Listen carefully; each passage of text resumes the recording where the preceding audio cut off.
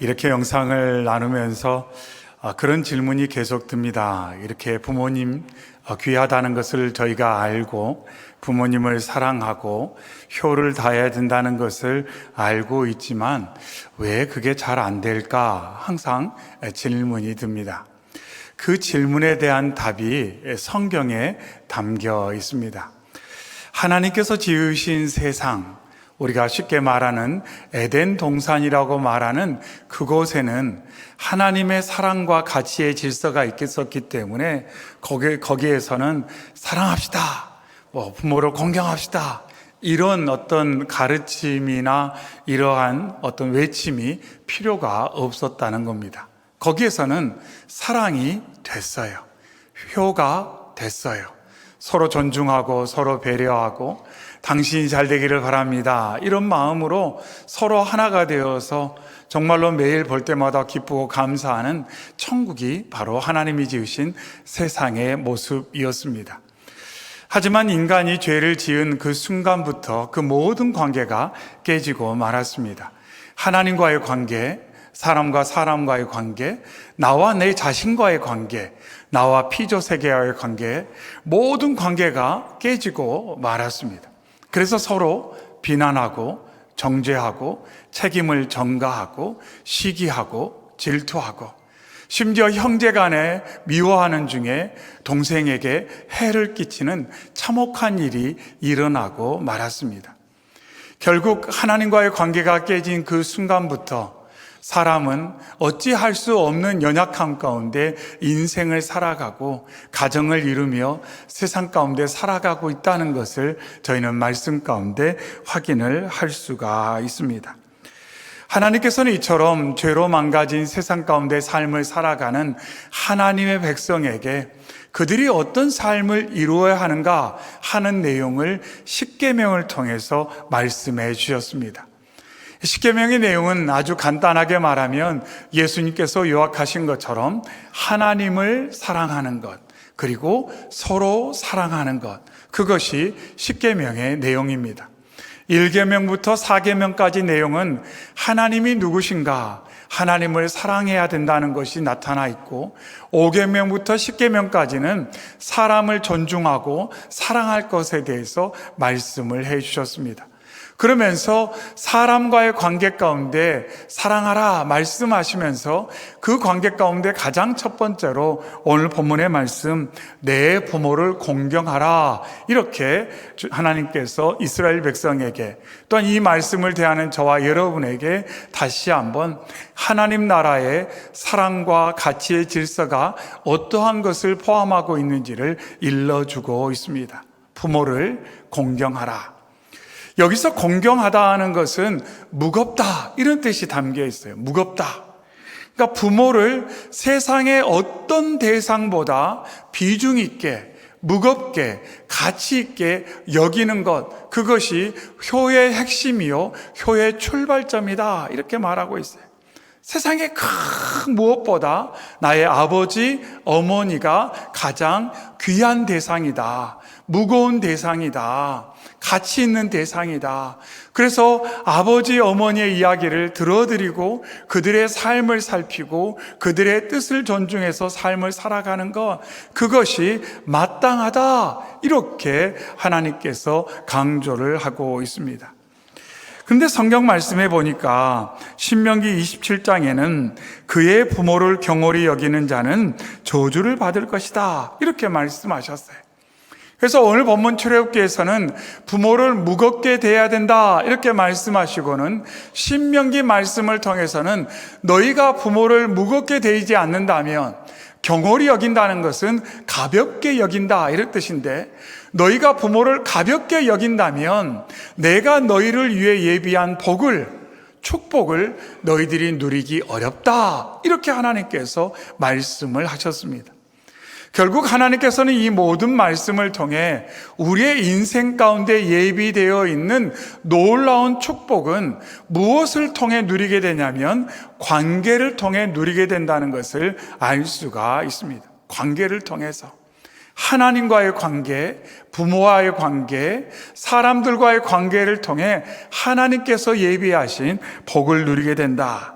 그런데 우리가 부모를 가벼이 여겨 그 관계를 하찮게 대한다면 그 관계를 통해 하나님께서 예비하신 귀한 것들을 우리가 누리지 못하게 된다고 말씀하십니다. 바울 사도도 로마서 1장 30절에 부모를 거역한 자요 이렇게 말하면서 부모를 가벼이 여기고 그 뜻을 거역하는 것이 죄의 모습이라고 말합니다.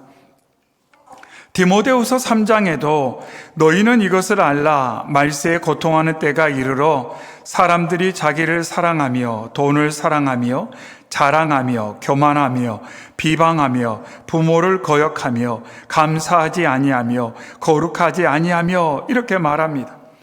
하나님을 떠나 하나님께서 세우신 가치와 사랑의 질서가 무너진 삶의 모습이 가면 갈수록 얼마나 악화될지에 대해서 설명하면서 부모를 거역한다. 그것이 결국 말세의 특징이다. 이렇게 바울 사도도 설명을 하고 있습니다. 결국 불효라는 것은 하나님을 떠난 태도요, 하나님께서 싫어하는 태도라고 정의를 해볼 수가 있습니다. 결국 죄를 짓고 나서 사람들의 삶은 어떻게 되었냐면 관계를 하찮게 여기는 삶의 모습이 나타나고 있다는 것입니다. 그런데 우리가 이것을 생각해 볼 때 내가 하나님과의 관계, 부모와의 관계, 사람들과의 관계를 가벼이 여기면서 하나님을 향해 나의 말은 무겁게 들어주십시오라고 어떻게 요청할 수가 있느냐 하는 겁니다. 내가 부모를 가벼이 여기면서 부모는 나를 무겁게 대해야 된다라고 어떻게 기대할 수가 있겠는가 하는 생각을 해보게 됩니다. 하나님께서는 이처럼 부모의 가치를 인정하고 무겁게 대하라 말씀하시면서 그것에 대한 복을 약속하셨습니다. 12절 하반에 그리하면 내 하나님 여호와가 내게 준 땅에서 내 생명이 길리라 이렇게 말합니다. 신명기 5장에도 동일하게 말씀하면서 그리하면 내 하나님 여호와가 내게 준 땅에서 내 생명이 길고 복을 누리리라 이렇게 약속을 해 주셨습니다. 비록 인간이 죄를 짓고 관계지향적인 관계적인 삶을 살지 못하게 되었지만 그럼에도 불구하고 하나님의 말씀을 귀히 받아 너희가 하나님과의 관계, 사람과의 관계, 그 사람과의 관계 가운데 부모와의 관계를 무겁게 여기고 삶을 살아간다면 너의 삶 가운데 예비한 복을 너가 풍성히 누릴 거다. 그렇게 말씀하시면서 내 생명이 긴다 이렇게 말씀합니다. 여기서 길다라는 것은 단순히 우리의 시간적 길이가 길어진다 이것만을 말하는 것이 아니라 그 시간이 질적으로 얼마나 복될지 그것을 말씀하신 내용이고 아울러서 우리의 시간뿐만 아니라 우리의 자녀의 시간, 그 자녀의 시간 가운데 하나님께서 복으로 역사하실 것이다. 이런 내용으로 해석할 수가 있습니다. 아주 오래된 전에 책을 읽었는데 그 책에 이런 문장이 있었어요. 하나님의 비전은 우리의 인생보다 길다. 하나님의 비전은 우리의 인생보다 길다. 처음에는 무슨 말인가 했는데 조금 더 생각해 보니까 정말 놀라운 메시지가 담겨 있었어요. 하나님의 비전은 아주 긴 시간 동안 진행되어지고 이루어지는 과정 중에 있습니다. 어떻게 그 하나님의 비전을 우리의 인생의 유한한 시간 안에 담아낼 수가 있겠습니까? 근데 이와 아울러서 하나님의 복도 마찬가지입니다.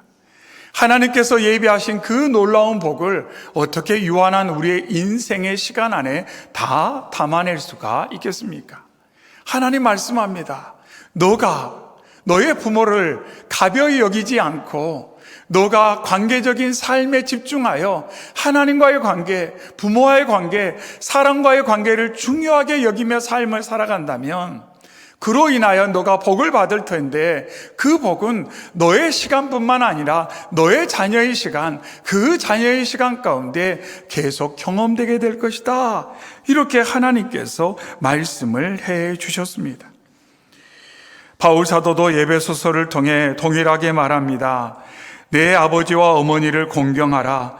이것은 약속이 있는 첫 계명이니 이로써 내가 잘되고 땅에서 장수하리라. 바울 사도도 동일하게 말했어요.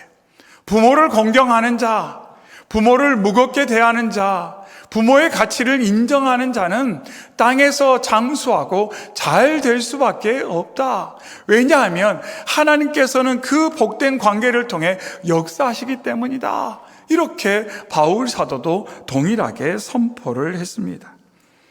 하지만 말씀드렸던 것처럼 죄 가운데 사는 사람으로서 하나님의 이 말씀을 따라 살아가기에는 많은 연약함과 한계가 있습니다.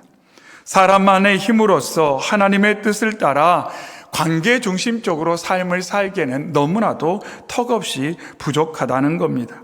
그래서 부모에게 효를 하는 것이 자연스러운 일이라고 말하기가 어렵다는 거예요. 여러분, 자녀가 태어나서 가만히 놔뒀더니 막 효를 하게 되던가요? 아이를 가만히 놔뒀더니 아이고, 아버님 오셨습니까? 어머니 오셨습니까? 아이고, 생일이 3일밖에 남지 않으셨네요. 막 아이들은 효를 가르치지 않고 전혀 그런 언급이 없는데 아이들이 어릴 때부터 막 효에 대해서 적극적인 마음을 가지고 관계적인 삶을 살던가요? 그렇지 않다는 거예요. 효는 자연스럽지 않아요. 효는 어색한 일이에요, 실제로. 생각으로는 그렇게 되지만 몸이 잘 움직이지 않고요. 그리고 나서 결국은 후회하게 되고 또한 아쉬움이 많이 남는 것을 저희는 경험하고 있습니다. 살아계실 때 잘해야지 생각은 하는데 잘 안 돼요. 그러면서 질문합니다. 왜 잘 안 될까? 그런데 죄 가운데 삶을 살아가는 우리의 연약함으로 볼 때 안 되는 것이 당연하다고 말씀하고 있습니다. 이러한 한계 가운데 살아가는 저희에게 하나님께서는 놀라운 길을 열어주셨습니다. 에베소서 6장 1절에 자녀들아 주 안에서 너희 부모에게 순종하라 이것이 옳으니라. 그래서 오늘 본문 말씀과 에베소서 6장 1절 말씀은 아주 유사한데 하나 결정적인 차이점이 있습니다. 주 안에서 너희 부모에게 순종하라 이렇게 말하고 있어요. 주 안에서. 그러니까 너희가 주 안에 머물게 된다면, 주님과 연합하게 된다면, 주님의 은혜와 사랑을 경험하게 된다면 너희가 부모를 사랑하게 될 것이다. 부모를 공경하게 될 것이다.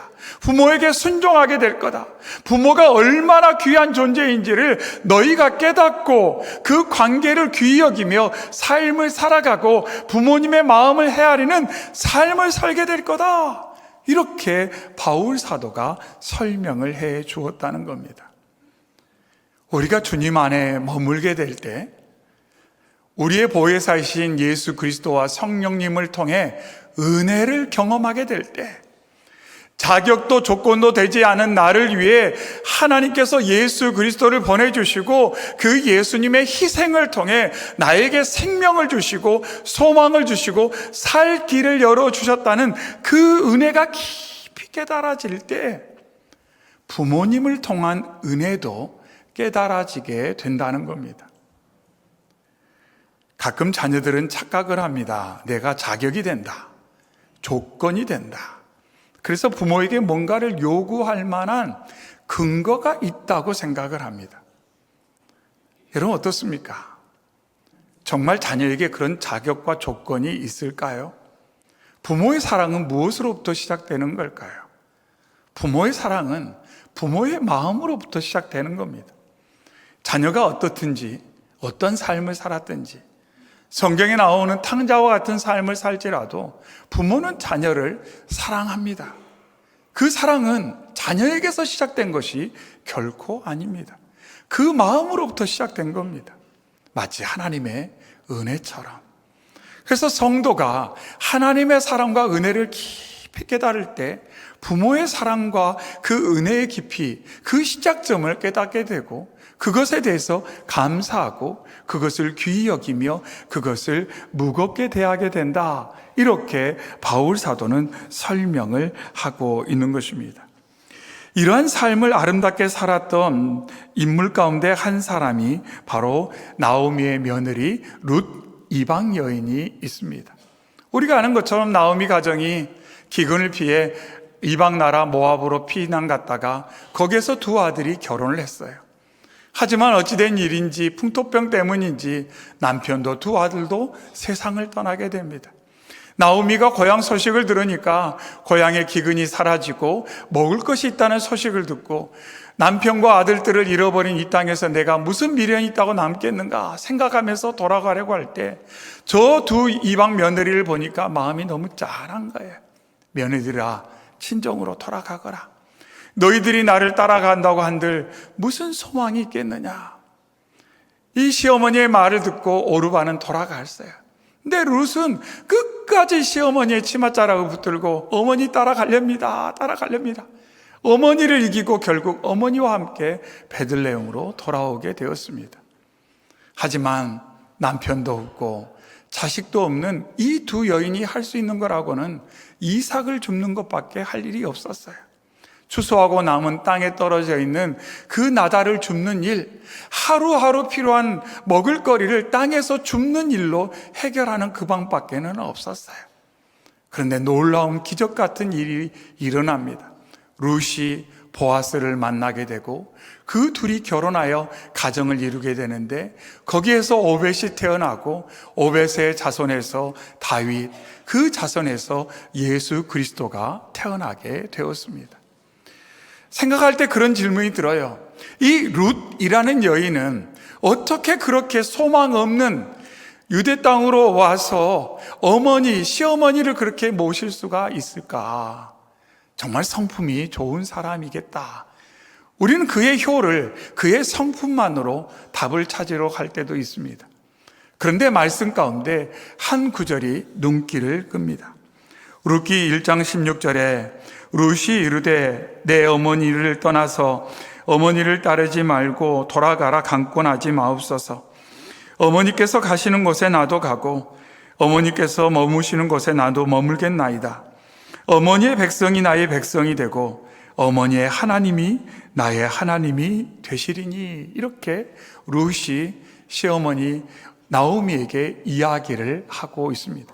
어머니의 하나님을 제가 모시고 살겠습니다. 그런데 이 시대가 언제냐면 사사시대예요. 이스라엘 모든 사람들이 각자의 소견에 오른 대로 왕처럼 살았던 시대예요. 효를 하는 사람이 없었어요. 관계적이지 않아요. 자기밖에 모르던 시대였어요. 그런데 어떻게 이 이방 여인이 이런 고백을 할 수 있었냐 하는 것입니다. 그것은 나오미가 이 룻에게 하나님 신앙을 알려줬고 그 하나님 신앙을 통해 이 이방 모압 여인 룻이 하나님 신앙 안에서 그 어머니를 어떻게 섬겨야 될지를 깊이 깨닫게 되었다고 해석할 수가 있는 것입니다. 우리는 때때로 효는 하나의 성품으로 그냥 간주해 버릴 때가 있습니다. 물론 우리 안에 하나님께서 태초에 만들어 놓으신 그 아름다운 것들의 조각이 남아있는 것은 사실입니다. 그러나 그것은 온전하지 못한 부서진 조각의 일부분일 뿐이에요. 그런 연약함 가운데 있는 이 룻이 시어머니를 통해서 하나님을 만나게 되고 하나님을 만나는 과정 가운데 효에 대한 귀한 마음을 가지고 아무도 환영하지 않는, 오히려 자신을 멸시하는 그 이스라엘 공동체로 들어와 어머니를 섬기는 중에 놀라운 축복을 누리고 그가 보아스와 결혼하여 다윗의 조상 예수 그리스도의 계보에 들어가는 것을 볼 수가 있습니다. 사랑하는 성도 여러분, 효는요 자연스러운 것 아닙니다. 가만히 놔둔다고 되는 것 아닙니다. 또 그냥 가르치고 강요하고 요청한다고 되는 것 아닙니다. 자녀들 앉혀놓고 너희들 나중에 이렇게 해라 가르친다고 그 아이들이 상년이 됐을 때 자연스럽게 되는 것이 아니다라는 거예요. 알고는 있어요. 그런데 마음에서 우러나지 않기도 하고 잘 안 되는 거예요. 그런데 그 자녀들이 우리가 하나님 안에 머물 때 하나님의 사랑과 하나님의 은혜를 경험하게 될 때에 그 은혜가 무엇인지를 깊이 깨달을 때 결국 부모의 사랑과 부모를 통한 은혜도 알게 되고, 그때 우리가 관계적인 삶 가운데 집중하며 부모를 가벼이 여기지 않고 무겁게 여기고 존중하고 사랑하고 배려하며 그 마음을 헤아리는 효를 다하는 삶을 살게 된다는 겁니다. 결국 효가 된다는 것은 하나님과의 관계가 된다는 것이고 다른 사람들과의 관계가 된다는 것을 의미하고 있습니다. 하나의 관계는 되는데 다른 관계는 잘 안 된다. 그거는 좀 더 생각해 볼 필요가 있습니다. 하나님과의 관계는 잘 되는데 부모와의 관계가 잘 안 된다. 부모와의 관계는 잘 되는데 자녀와의 관계는 잘 안 된다. 우리는 그것은 조금 더 말씀을 통해서 살펴볼 필요가 있다는 것입니다. 어버이 주일, 우리가 부모 사랑에 대해서 깊이 생각할 때 그 은혜를 떠올리면서 먼저 하나님의 그 크신 사랑과 은혜 안에서 부모를 바르게 이해하고 우리의 마음 가운데 사라져갔던 그 관계적인 태도를 다시 한번 주 안에서 회복하여 하나님 사랑, 사람 사랑, 그리고 무엇보다 부모님 사랑의 마음을 가지고 후회함 없는, 아쉬움 없는, 그래서 일생의 삶을 살아갈 때 정말 매일 사랑하고 아끼고 소중히 여기며 우리의 삶을 허비하지 않는 저와 여러분 되시기를 주님의 이름으로 축원합니다. 아멘. 사랑의 주 하나님 아버지, 감사합니다. 어버이 주일에 저희로 주 앞에 나와 예배하며 생명의 말씀을 통해 어떻게 하면 효가 이행될 수 있는지 그 길을 일러주시니 감사합니다. 하나님, 단순한 교육으로 의지와 결단만으로 효가 되는 것이 아니라 하나님 안에 머물 때 하나님을 통한 그 사랑과 은혜를 경험할 때 부모님의 사랑도 부모님을 통한 은혜도 깊이 온전히 알아 그 사랑에 관계적으로 반응할 수 있게 되었음을 깨닫게 되었사오니 하나님, 저희로 정말로 사랑의 깊이를 알아가는 하나님의 사람들 되게 하여 주시옵소서. 그래서 정말로 부모님의 사랑 안에 적극적으로 반응할 수 있도록 도와주시고 정말로 부모님을 무겁게 세상의 그 어떤 것보다 가치 있고 귀중하게 여기는 모든 자녀들이 되게 하여 주시옵소서. 그래서 가정마다 기쁨과 감사와 사랑이 넘치게 하시고 그 아름다운 모습이 세상의 증거가 되고 또 하나님이 예비하신 복을 풍성히 누리는 성도들의 가정 되도록 도와주시옵소서. 언제나 함께 하신 주님 찬양하며 예수님의 이름으로 기도하옵나이다. 아멘.